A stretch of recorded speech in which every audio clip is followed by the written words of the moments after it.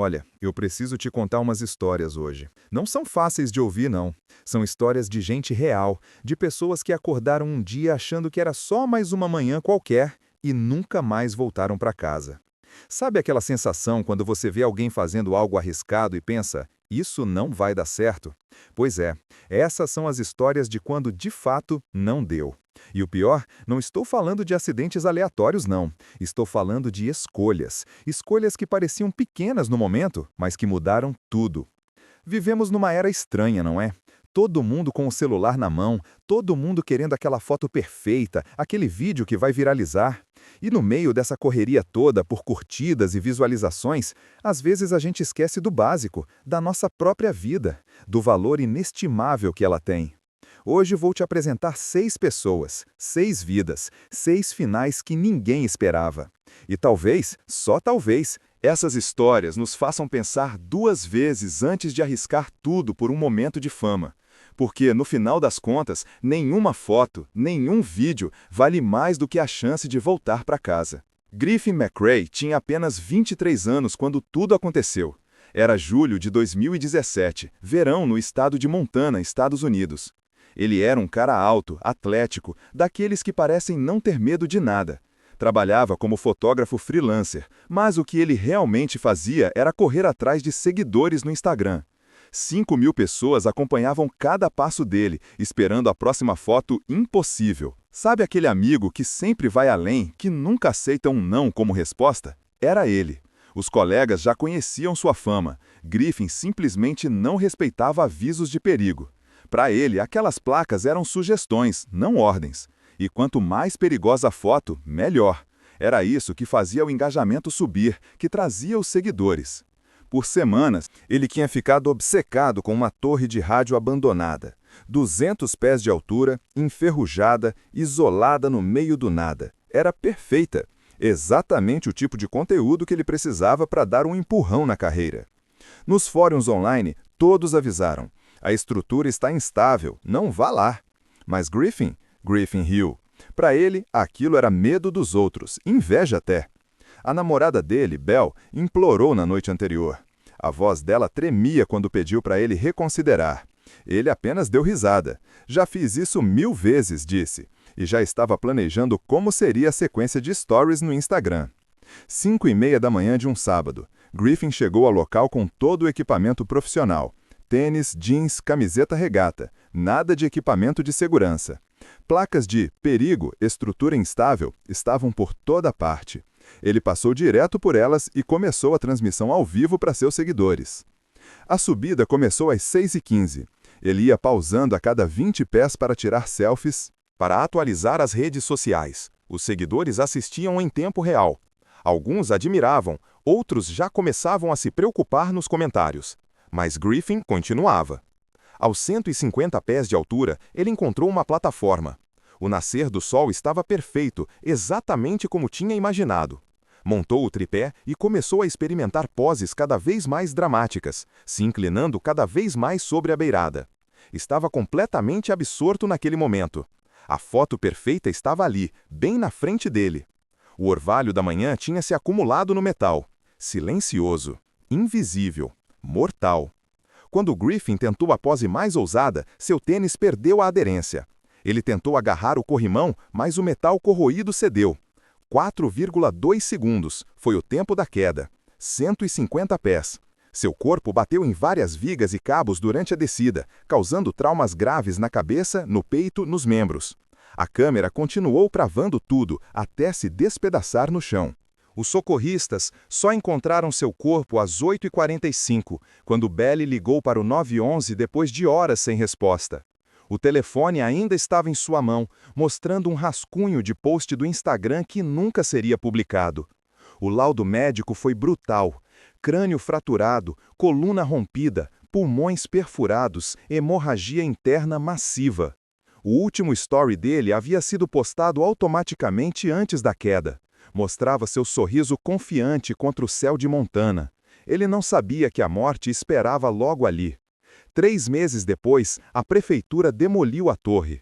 A morte de Griffin serviu como impulso para leis mais rígidas contra a invasão de estruturas abandonadas.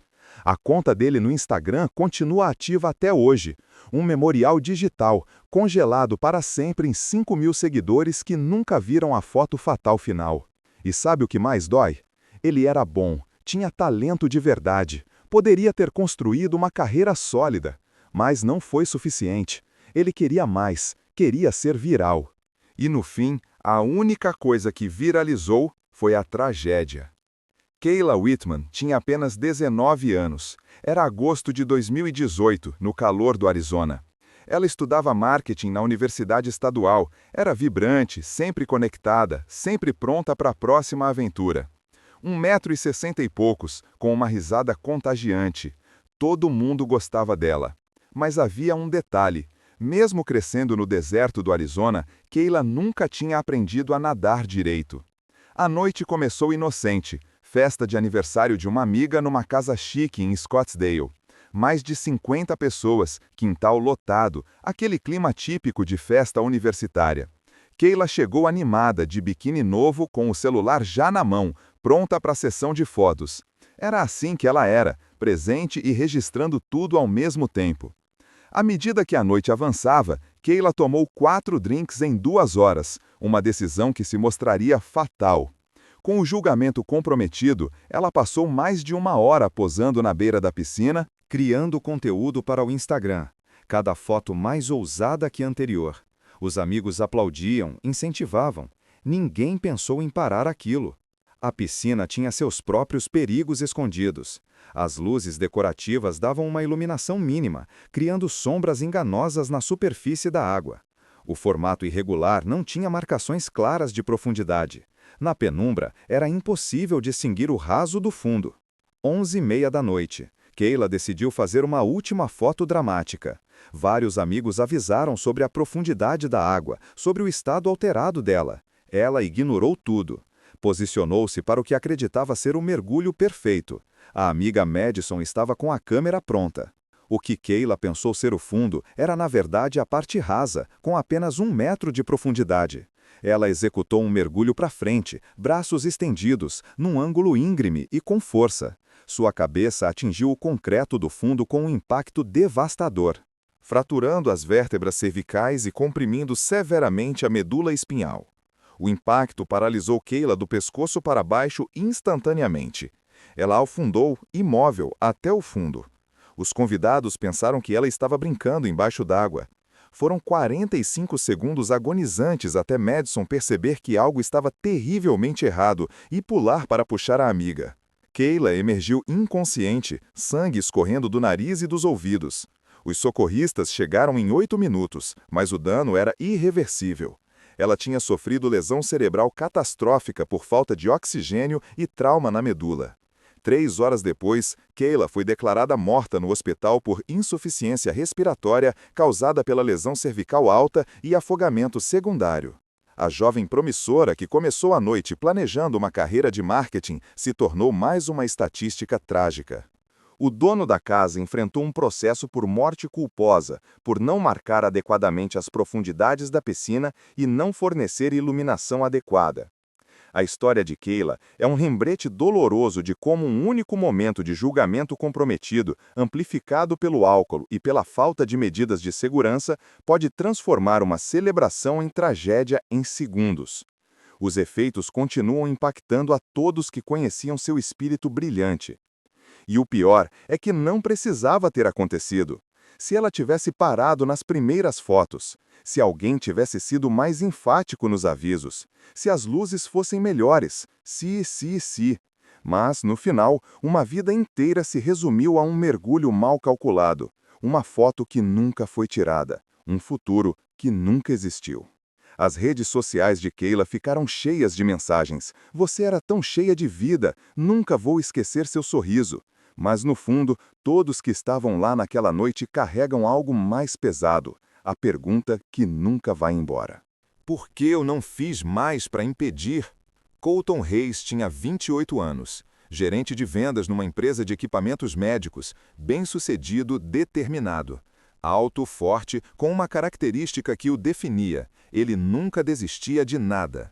Essa teimosia o tornou excelente nos negócios, fechando contratos milionários. Mas no golfe, No golfe, isso acabaria por matá-lo. Era 8 de junho de 2015, em Tampa, Flórida, um dia abafado de verão. Colton tinha uma reputação no clube de golfe West Shore, o cara que jogava em qualquer condição. Chuva, vento, até granizo, nada o tirava do campo. Aquele dia era especial, um torneio classificatório. Ele vinha se preparando desde fevereiro, treinando até as mãos sangrarem. Não ia desistir agora. Os meteorologistas tinham sido claros pela manhã. Tempestades severas atingiriam Tampa às 4 da tarde. Mas quando Colton começou a jogar às 2, ele dispensou os avisos com aquela confiança característica. Já tinha driblado tempestades antes. Seus parceiros de jogo já tinham recuado para o clube. Mas Colton? Colton continuou sozinho, resmungando sobre golfistas de tempo bom. 3h45 da tarde. Colton estava no 14º tee quando os primeiros raios caíram a menos de 8 quilômetros. A buzina de aviso do clube soou, aquele som urgente ecoando pela paisagem. Outros golfistas abandonaram os carrinhos e correram para o clube. Colton mal olhou para cima. Faltavam apenas 4 buracos. Seu placar estava bom demais para desperdiçar. O vento intensificou, dobrando as palmeiras em ângulos impossíveis. A chuva começou em gotas gordas e quentes, que rapidamente viraram um temporal. Raios cortavam o céu com frequência crescente, cada flash iluminando a silhueta determinada de Colton, enquanto ele alinhava sua tacada crucial. 4h10 da tarde. Colton estava agachado sobre o taco, a apenas 1 metro da bandeira metálica, quando a tempestade desencadeou toda a sua fúria. O raio que o encontrou carregava 30.000 amperes de energia elétrica pura. Atingiu a bandeira e viajou pelo chão encharcado até as travas metálicas dos seus sapatos. A corrente atravessou o corpo de Colton como fogo líquido, entrando pelos pés e saindo pelas mãos que seguravam o taco metálico. Seu coração parou instantaneamente. O caminho elétrico esculpiu queimaduras devastadoras ao longo do torso, mãos e pés. A descarga massiva jogou seu corpo de 90 quilos 2,5 metros para trás. Os golfistas que assistiam das janelas do clube testemunharam o flash brilhante que consumiu o colega. Encontraram Colton imóvel no green encharcado de chuva, a roupa ainda soltando fumaça. Queimaduras severas marcavam o caminho mortal da descarga através do corpo. O cheiro de carne queimada misturado com ozônio preenchia o ar úmido. Os paramédicos chegaram em 6 minutos, seus equipamentos avançados de suporte lutando contra a força avassaladora da natureza. Por 45 minutos, administraram RCP e tentativas repetidas de desfibrilação, mas o espírito competitivo de Colton finalmente tinha encontrado um oponente que não conseguia vencer. O laudo foi claro: morte por eletrocução. O homem que nunca desistia de nada tinha finalmente encontrado algo que não desistiria dele. A tragédia transformou os protocolos de segurança do West Shore Country Club para sempre. Sistemas de detecção de raios agora ordenam a evacuação imediata quando a atividade elétrica aparece num raio de 13 quilômetros. A família de Colton processou o clube, argumentando que avisos mais rígidos poderiam ter salvado sua vida. Mas tem algo que ninguém fala muito nessas histórias. Colton deixou uma esposa e 2 filhos pequenos. A menina tinha 4 anos, o menino tinha 6. Eles não entendem porque o pai escolheu um jogo em vez de voltar para casa. E talvez nunca vão entender. O que mata nessa história não é só o raio, é a teimosia, é achar que as regras não se aplicam a você. É colocar um troféu, um placar, um momento de glória acima da própria vida. Colton era inteligente, bem-sucedido, tinha tudo para viver décadas ainda. Mas naquele dia, por 4 buracos de golfe, ele arriscou tudo. E perdeu. O placar dele nunca foi registrado. O torneio foi adiado. A família ficou sem pai. E tudo por quê? Porque ele não conseguia aceitar que, às vezes, desistir é a decisão mais inteligente que você pode tomar. Belle Knox tinha 24 anos. Uma fotógrafa freelancer que se mudara da ensolarada Califórnia para o frio brutal de Duluth, Minnesota, há apenas 6 meses. O que ela procurava? Paisagens de inverno deslumbrantes que fariam seu portfólio se destacar. Ela era baixinha, 1,65, com cabelos loiros que deixava soltos mesmo no inverno mais rigoroso. Tinha um olho artístico inegável, mas também algo perigoso, impulsividade e uma tendência a ignorar avisos de segurança. Era 19 de janeiro de 2017. A temperatura tinha despencado para 15 graus negativos Fahrenheit. As autoridades locais tinham emitido avisos sobre condições imprevisíveis do gelo depois de um período de calor recente. Mas Belly achou que era exagero. Ela chegou ao lago congelado às 6 da manhã, determinada a capturar o nascer do sol para seu Instagram em crescimento. Carregava 20 quilos de equipamento fotográfico na mochila. Vestia botas da moda em vez de equipamento apropriado para a neve. Pescadores locais de gelo a abordaram perto da margem, explicando que o gelo media apenas 8 a 10 centímetros em muitas áreas, bem abaixo dos 15 centímetros mínimos recomendados para caminhar com segurança. Belly dispensou as preocupações com um sorriso confiante.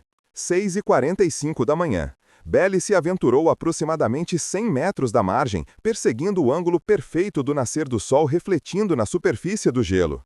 Sons ocasionais de rachaduras ecoavam sob seus pés, mas ela continuou, focada inteiramente em sua visão artística. Montou o tripé para uma foto de longa exposição e ouviu um estalo alto, sentindo o gelo mudar sob seu peso. Em vez de recuar para a segurança, Bell tentou rapidamente capturar as fotografias planejadas. Quando se moveu para uma posição diferente, seu peso fez uma seção de gelo fino de 2 metros de diâmetro ceder completamente. Ela mergulhou na água de 1 grau Celsius abaixo. O equipamento pesado da câmera imediatamente a puxou para baixo.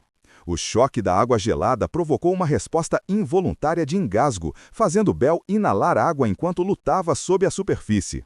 A roupa de inverno encharcada ficou impossivelmente pesada, enquanto o equipamento caro continuava puxando-a mais fundo. Ela lutou desesperadamente para alcançar a superfície e agarrar a borda do gelo, mas o gelo fino continuava quebrando sob seu peso. Em 2 minutos, a água extremamente fria causou rápida perda de controle muscular e coordenação. Bell não conseguia mais nadar efetivamente ou subir para fora. Seus movimentos ficaram cada vez mais lentos. O equipamento da câmera, ante seu orgulho e alegria, agora servia como âncora, puxando-a para o fundo do lago. Depois de aproximadamente 4 minutos na água, a hipotermia e o afogamento tomaram a consciência de Bell. Seu corpo afundou sob a camada de gelo onde correntes subaquáticas a carregaram para longe do ponto de ruptura original, tornando os esforços de resgate exponencialmente mais difíceis. Os pescadores de gelo que ouviram seus gritos iniciais por socorro imediatamente ligaram para o 911, mas mergulhadores de resgate enfrentaram condições desafiadoras, procurando sob o gelo instável. Só recuperaram o corpo de Bell 6 horas depois, aproximadamente 200 metros de onde ela tinha caído. O legista determinou a causa da morte como afogamento complicado por hipotermia severa. A temperatura central do corpo de Bell tinha caído para 25 graus Celsius. O equipamento da câmera, ainda preso ao corpo, tinha impedido qualquer chance de sobrevivência. O incidente trágico levou os oficiais da cidade de Duluth a instalar sinais de aviso adicionais sobre condições perigosas do gelo e a estabelecer um sistema de monitoramento em tempo real da espessura do gelo.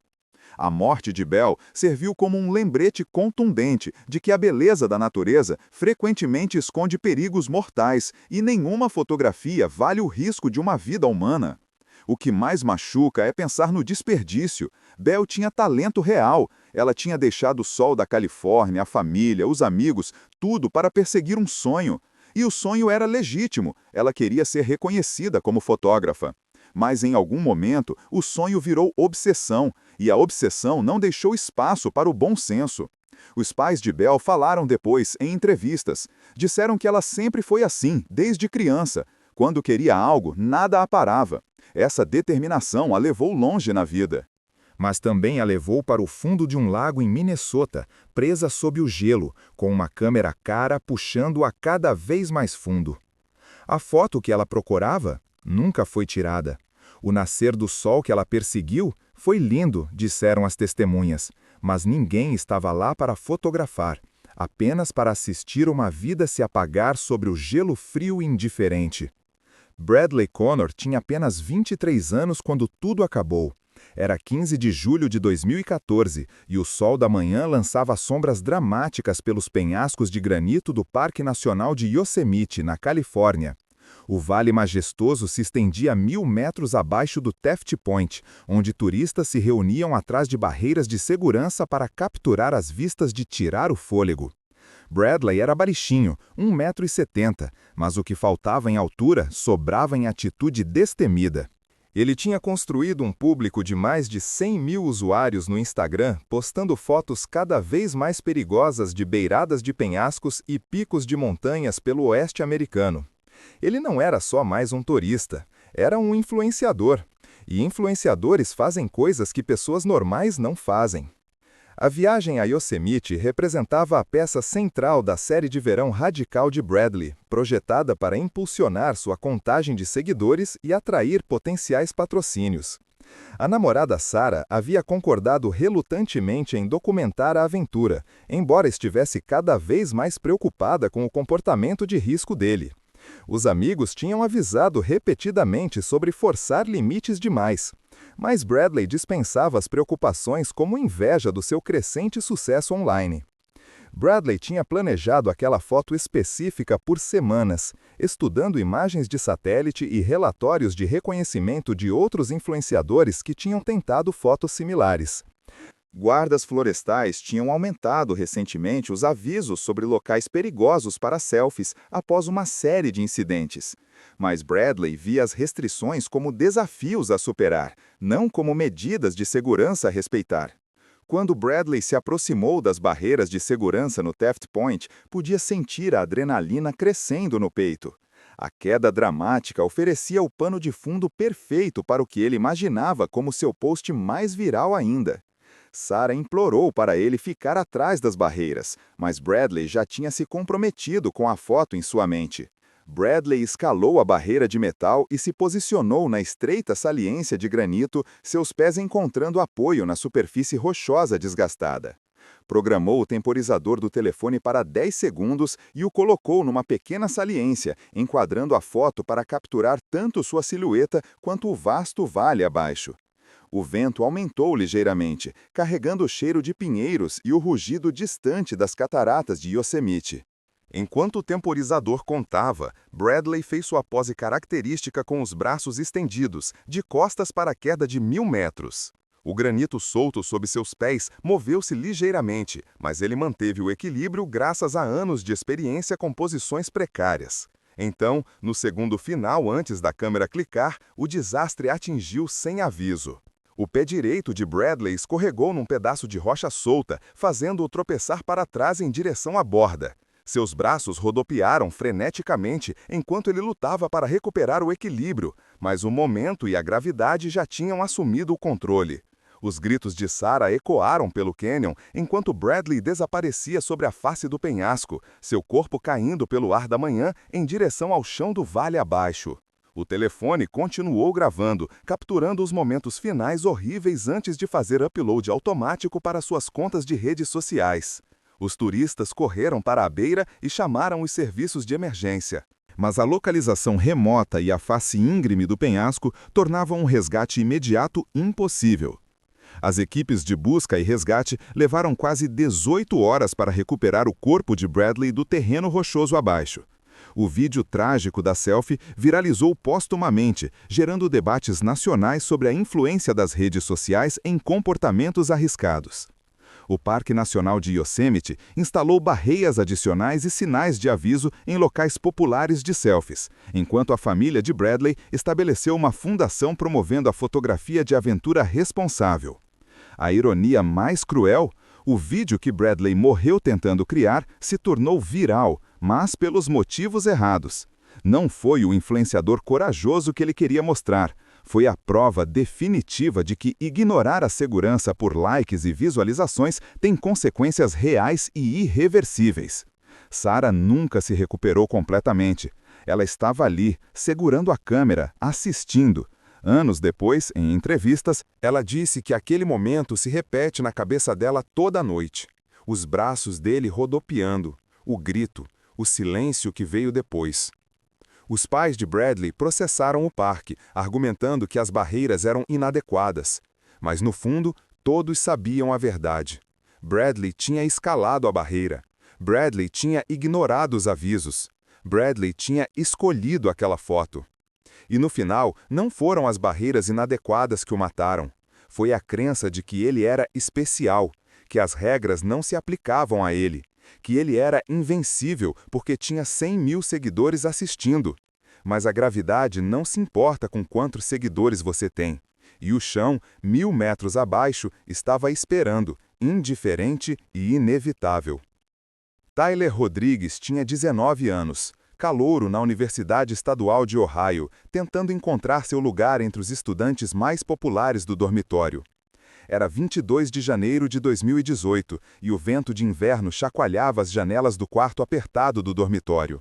4 colegas de quarto tinham se reunido em volta de um laptop, rolando por vídeos virais de desafios no YouTube. Tyler ajustou o boné enquanto assistia os colegas debaterem a próxima tentativa de vídeo viral. Por fora, ele era extrovertido, animado. Por dentro, ele se sentia sempre como um estranho olhando de fora. Sua personalidade expansiva mascarava inseguranças profundas sobre se encaixar, levando-o a tentativas cada vez mais desesperadas de ganhar atenção nas redes sociais e aprovação dos colegas. O desafio do Tide Pod tinha circulado pelas redes sociais por semanas. Adolescentes e jovens adultos filmando a si mesmos mordendo cápsulas de detergente de roupa por visualizações e curtidas. Os colegas de Tyler vinham se desafiando a tentar vários desafios da internet, cada um buscando superar o outro com acrobacias cada vez mais perigosas. Apesar de conhecer os riscos, Tyler sentia pressão para provar que não tinha medo do desafio viral. Os pais de Tyler tinham ligado recentemente para avisá-lo sobre tendências perigosas da internet depois de ver reportagens sobre hospitalizações. A mãe dele tinha mencionado especificamente o desafio da cápsula de detergente, implorando para ele usar bom senso e evitar a pressão de grupo. Mas o desejo de finalmente ganhar o respeito dos colegas de quarto superou as preocupações dos pais e seu próprio bom julgamento. A cápsula de detergente colorida ficava inocentemente na prateleira acima das máquinas de lavar no porão do dormitório. Tyler tinha pesquisado o desafio online convencendo-se de que poderia morder a cápsula e cuspir o conteúdo antes que qualquer dano real acontecesse. Os colegas de quarto prepararam os telefones para capturar múltiplos ângulos, planejando editar a filmagem num vídeo viral para o canal deles no YouTube. Tyler segurou o Tide Pod entre os dedos, seu exterior colorido projetado para parecer atraente apesar de conter produtos químicos concentrados. Os colegas contaram de 3 enquanto Tyler levantou a cápsula até a boca, as câmeras gravando cada momento. O plano era simples: morder, cuspir e se tornar famoso na internet. No momento em que os dentes de Tyler perfuraram a membrana externa da cápsula, tudo deu catastroficamente errado. Os produtos químicos concentrados de detergente imediatamente começaram a queimar sua boca e garganta. As substâncias cáusticas causaram danos severos ao tecido no contato. Em vez de conseguir cuspir o conteúdo, Tyler se viu engasgando enquanto os produtos químicos provocavam espasmos musculares na garganta. Os olhos de Tyler se arregalaram de terror quando percebeu que não conseguia expelir as substâncias tóxicas. A sensação de queimação se espalhou por toda a boca e desceu pelo esôfago enquanto ele começava a convulsionar descontroladamente. Os colegas de quarto largaram os telefones e correram para ajudar. Os Tyler já tinha perdido a consciência quando os produtos químicos entraram na corrente sanguínea e começaram a atacar seus órgãos internos. Os socorristas chegaram em 8 minutos, mas o dano já era extenso. Os produtos químicos concentrados tinham causado queimaduras severas no sistema respiratório de Tyler e desencadeado falência de múltiplos órgãos. Apesar do tratamento agressivo no centro médico da universidade, Tyler Rodrigues foi declarado morto às 3h23 da manhã por envenenamento químico e insuficiência respiratória. O incidente gerou indignação nacional e pedidos para que as plataformas de redes sociais banissem vídeos de desafios perigosos. Os pais de Tyler se tornaram defensores da educação sobre segurança na internet, enquanto o YouTube implementou políticas mais rígidas contra conteúdo que promovesse atividades prejudiciais. O que mata nessa história não é só o produto químico, é o desespero para se encaixar, é a solidão de estar cercado de gente, mas se sentir invisível. Tyler não queria morrer. Ele só queria ser visto, ser aceito, ser um dos caras legais, nem que fosse por 5 minutos de fama digital. Os colegas de quarto nunca postaram o vídeo. Alguns disseram depois que assistiram à gravação uma vez, chorando, e então a deletaram. Não conseguiam viver com a ideia de que tinham filmado a morte de um amigo, que tinham incentivado, que tinham sido parte daquilo. A mãe de Tyler deu uma entrevista meses depois. Ela disse algo que ficou. Eu disse para ele não fazer, mas eu deveria ter explicado por que melhor. Deveria ter falado sobre como a vida dele valia mais que qualquer like, qualquer view, qualquer momento de atenção. E talvez seja isso que todas essas histórias têm em comum. Pessoas que por um segundo esqueceram o quanto suas vidas valiam. Esqueceram que há gente que as ama, que precisa delas, que vai sentir falta para sempre. Tudo por um momento, um clique, uma curtida, um vídeo que, no final das contas, ninguém deveria ter que assistir. 6 histórias, 6 vidas, 6 finais que ninguém planejou. Griffin nunca postou aquela foto da torre. Kayla nunca viu aquela selfie da piscina. Colton nunca terminou o jogo de golfe. Belle nunca capturou aquele nascer do sol. Bradley nunca conseguiu os likes que queria. Tyler nunca se tornou popular. Mas sabe o que eles fizeram? Deixaram famílias destroçadas. Deixaram amigos com uma culpa que nunca vai embora. Deixaram perguntas que nunca serão respondidas. E eu sei o que você está pensando. Comigo seria diferente. Eu seria mais cuidadoso. Mas é exatamente isso que cada um deles pensou também. A verdade é que vivemos numa época estranha, onde um momento pode ser compartilhado com milhares em segundos, onde a validação vem em forma de corações e estrelinhas, onde parece que, se não foi postado, não aconteceu. E nessa corrida louca por atenção, às vezes a gente esquece o básico. Voltar para casa é mais importante que qualquer foto. Ver o próximo amanhecer vale mais que 1000 likes. Estar vivo, mesmo que seja na obscuridade, é infinitamente melhor que ser famoso por um vídeo de como você morreu. Então, da próxima vez que você for escalar aquela barreira, fazer aquela pose perigosa, aceitar aquele desafio idiota, pare, respire e pergunte: vale a pena? Realmente vale? Porque no final, nenhuma dessas pessoas está aqui para ver quantas visualizações tiveram. Mas as famílias delas, essas estão, vivendo com a dor todos os dias, desejando que tivessem dito mais, feito mais, impedido de alguma forma. Cuide da sua vida, ela é a única que você tem, e nenhum momento viral vale perdê-la.